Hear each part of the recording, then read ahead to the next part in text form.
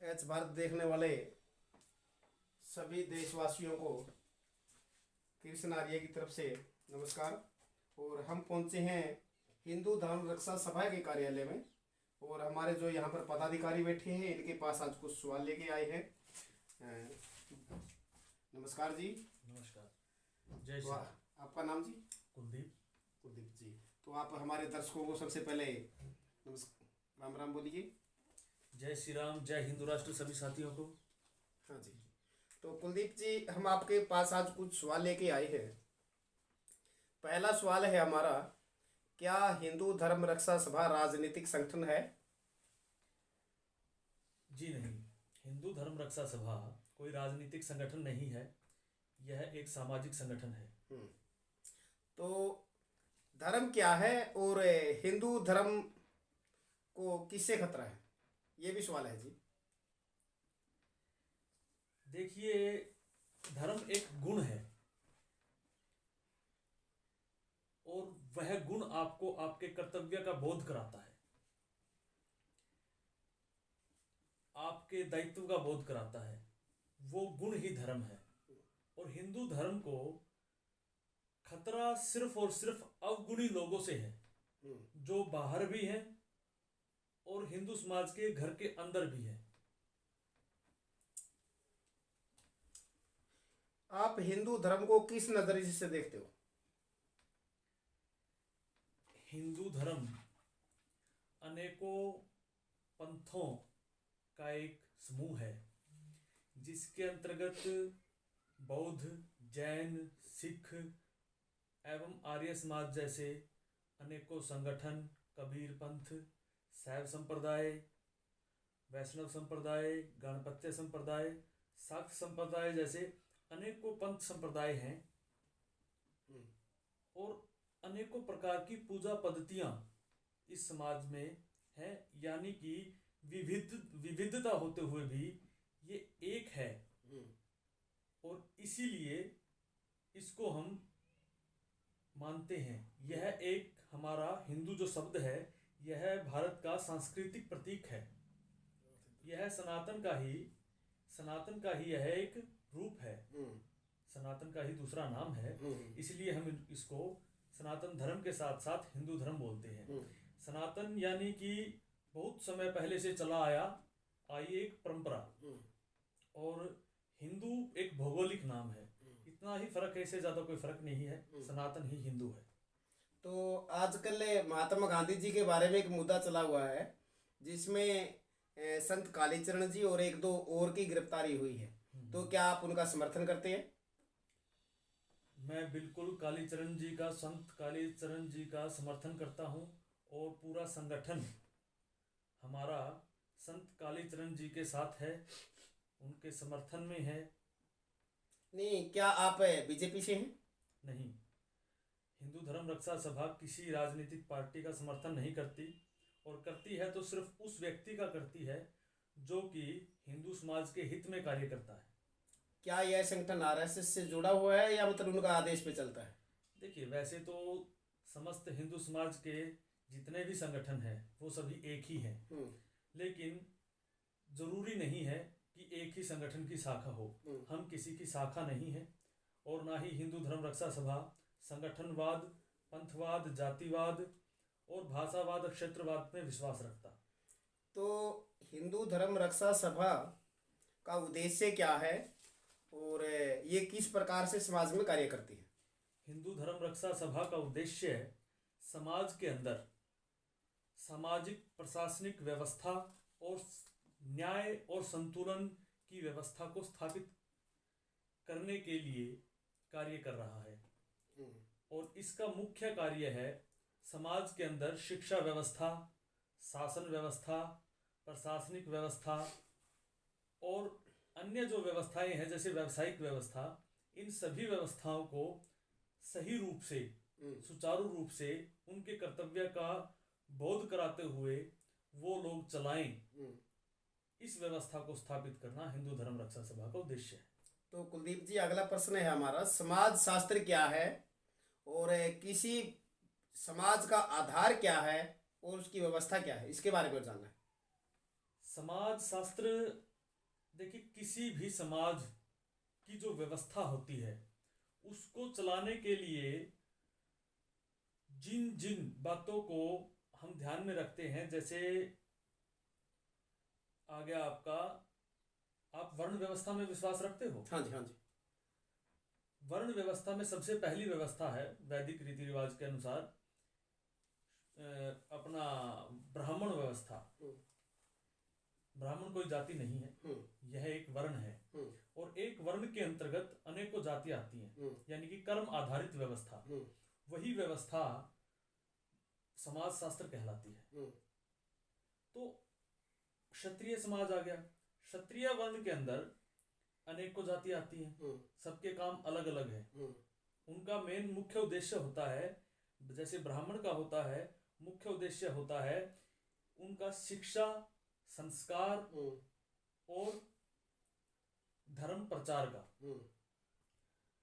दूसरा आ गया आपका क्षत्रिय समाज। क्षत्रिय समाज का जो मुख्य कार्य है वो है न्याय व्यवस्था, धर्म स्थापना और सामाजिक संतुलन बना के रखना। इसके बाद आता है वैश्य वर्ण।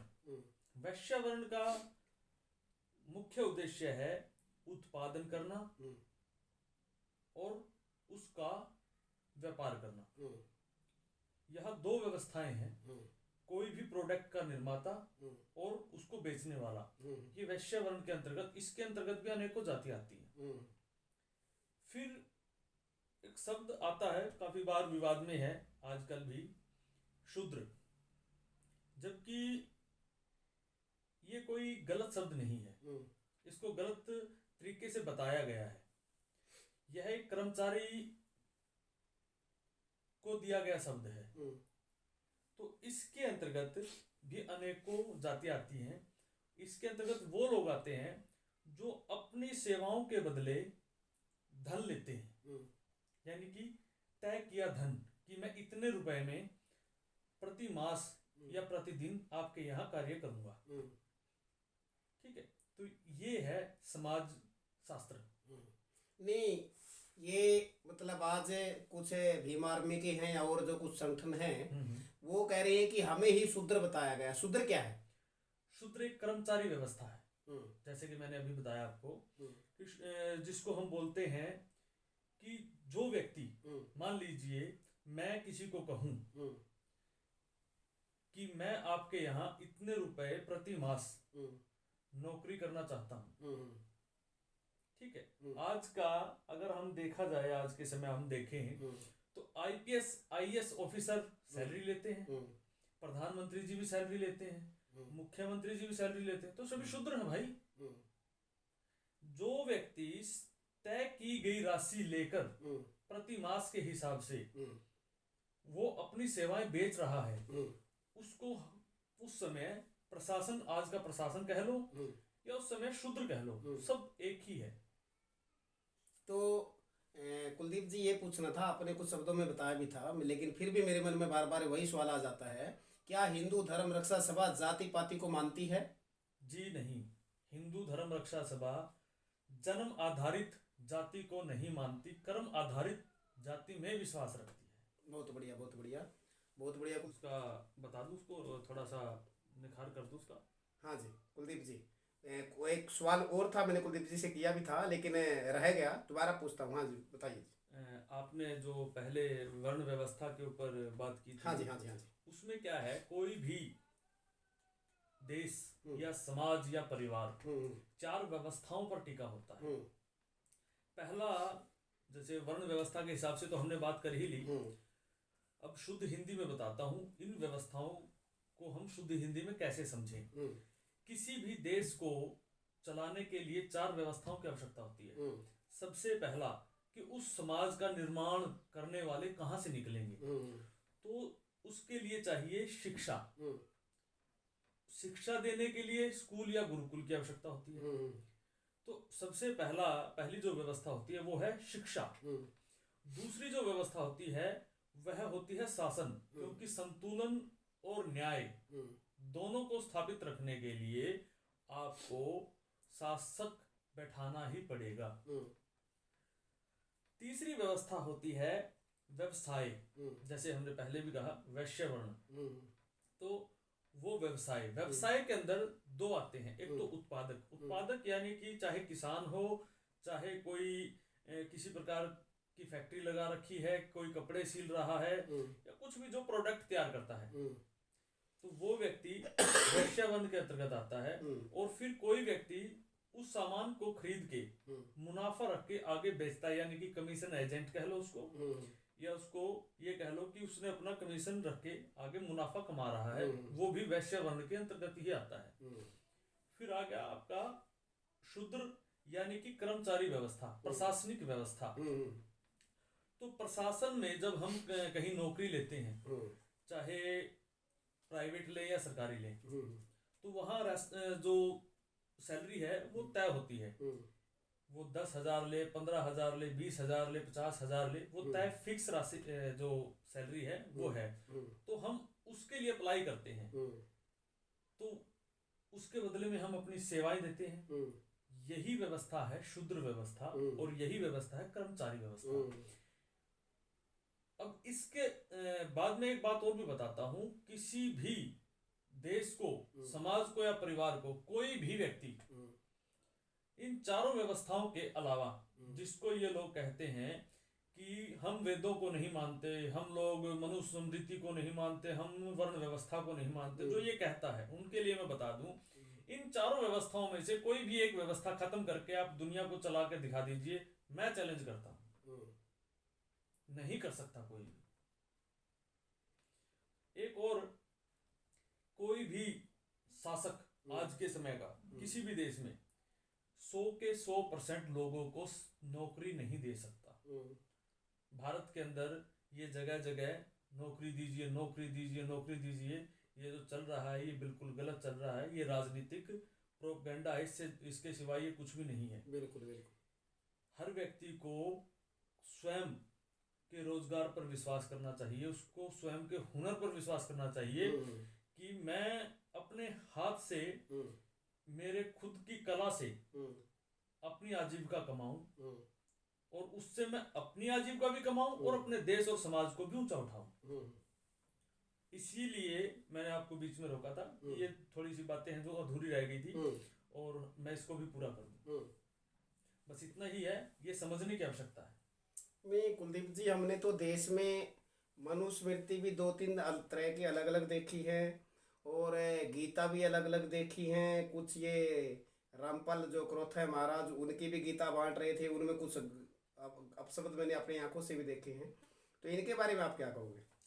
ये जो सब कुछ चल रहा है ये आज से नहीं चल रहा, ये तो जब वेदों को लिखा गया था, लिपिबद्ध किया गया था, तब से चल रहा है। उस समय भी षड्यंत्रकारियों ने रूपक जैसे ग्रंथ बना दिए वेदों के खिलाफ, वेदों की निंदा की उन लोगों ने, तब से चल रहा है। राक्षसी प्रवृत्ति, दानवी प्रवृत्ति आज से नहीं है, ये उस समय से है। और अभी भी जो अच्छी बातें हैं उनको लोग कहते हैं कि ये तो पुरानी बातें हैं। मॉडर्न यानी कि नंगा रहना, मॉडर्न यानी कि गाली देना, मॉडर्न यानी शराब पीना और अपने माता पिता का अपमान करना, संस्कार को तो ये पिछड़ापन मानते हैं। तो ये आज से नहीं है, ये नीच गिरी हुई विचारधारा के लोगों की सोच है। और संस्कार, देखिए किसी भी बच्चे को आप भले ही धन संपत्ति मत दीजिए, लेकिन उसको संस्कार जरूर दीजिए, ये बहुत आवश्यक है। ठीक ठीक, बहुत बहुत धन्यवाद कुलदीप जी। और मेरे मन में कुछ सवाल थे जो आज कुलदीप जी से साझा किए हैं, और कुलदीप जी का मैं धन्यवाद करता हूं। और मैं कृष्ण आर्य, कैमरामैन अमित उचाना के साथ एच भारत न्यूज, सभी को नमस्ते।